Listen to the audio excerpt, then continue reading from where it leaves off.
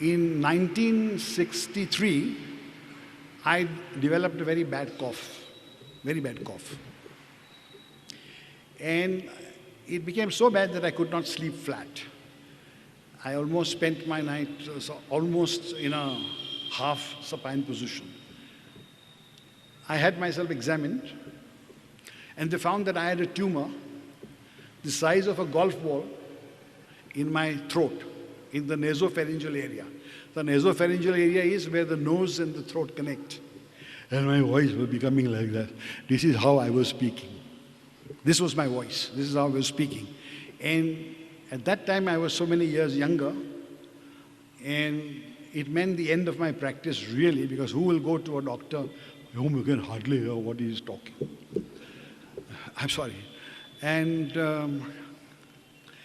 they wanted to operate on me. Now, I have seen 3 cases like this. The operation, you know, sound, when you speak, sound is a voice is trapped sound. You trap sound, and therefore the voice comes true. Now, I have seen those operations where the nasopharynx is opened up, and the result is just as bad. You speak just the same way. Right, doctor? Isn't it? Like this.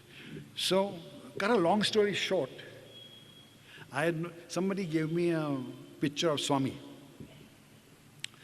And I said, please keep it. I don't know. I have respect. I've been brought up in a family which respects all religions, everything. But some vibhuti he gave me. I said, no, please, you keep it. This was 6 months before I became worse. And dire necessity, no spiritual quest, no hunger, no nothing, just Swami's calling card. And it was in that same Savant's minister's place that Swami was there in Bombay when he called me. So I went to see him. Now I knew nothing about Swami. So I went there at 12 o'clock when Swami retired. And being a minister's bungalow, there was a policeman at the gate. So I said, Swami has called me. Yeah, aap educated dikhta hai. You are an educated looking man. Why are you saying things like that? Swami has called you. Where is the call? How am I to answer? Where is the call? Nothing. I don't know what came over me. It was 12 o'clock in the afternoon I went there. The sun was hot.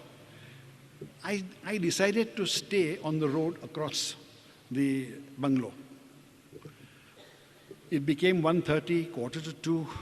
I was getting very tired. Finally, I decided mentally that at 2 o'clock I'll call it quits and I'll go home. Suddenly in that bungalow, it's a 3-story bungalow, a small window opens on top. And Swami looks out. And he calls me like this. Now mind you, Swami is calling me.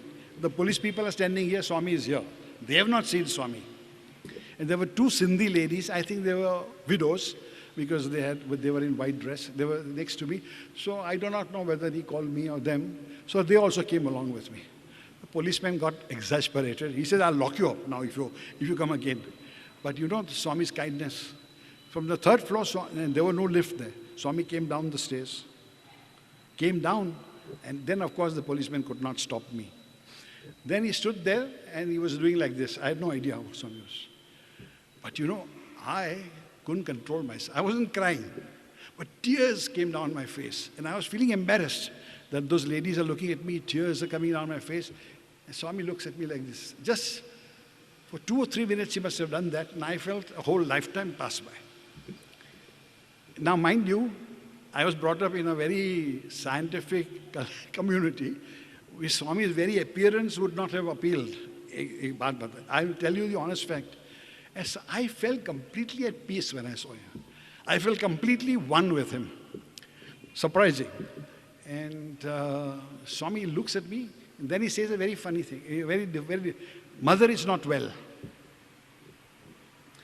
So I said, Mother has got asthma, Swami. She has not been well for 40 years. Bring her to me tomorrow. Or you also come. You also come. So I said, but these police people won't allow me inside. So he turned around, told somebody, and they gave me a pass for 2. So I went there. At 9 o'clock, Swami said, come next. Now, if Swami had called me at 9, he had called 200 other people also at 9. When I went there, but they were all people in all kinds of sickness. There was a girl who was moaning because she had a tumor in the head. All kinds of things. And we were all sitting there. Like a doctor, he was called, I think I was called fourth. I and my mother went inside, and Swami stood like, I'm standing here. He stood talking to mother, completely gave me his back, as if he's completely excluding me from the conversation. And he told mother, you're breathing like this. Now, that's no great shake, because she had an asthmatic body. So if you took one look at her and you knew what asthma is, she had asthma. So, but mother was not interested in herself.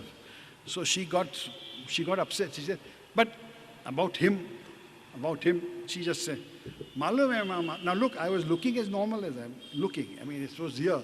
But it was not showing. Malum hai, uppar hai. Uppar hai. Negative thoughts, positive thoughts. Should I operate? Should I not get operated? Then mother asked the question that she was worried about. She said, is it cancer? Swami took one step backward. Cancer? He said, such authority. Cancer? He is not your son. He is my boy. He has come through you. How can he have cancer? No cancer. Then he told my mother, put your hands out like this. So she put her hands out like this. And he poured a lot of vibhuti. Now mother had never seen it, I had never seen it. A lot of vibhuti into her hand. So she said, what should I do? Khajao. He said it in such authority, khajao. I think if she had not told it in such a strong way, the old lady would not have taken it. I'm telling you all. So she just gulped it up down in front of him. She khajao. He said such authority. Then he turns around to me and says, don't worry, in 3 days you will be all right. I went home. I told my mother in the car, look, I haven't coughed for the last half an hour. She said, keep quiet. Let's go home and see.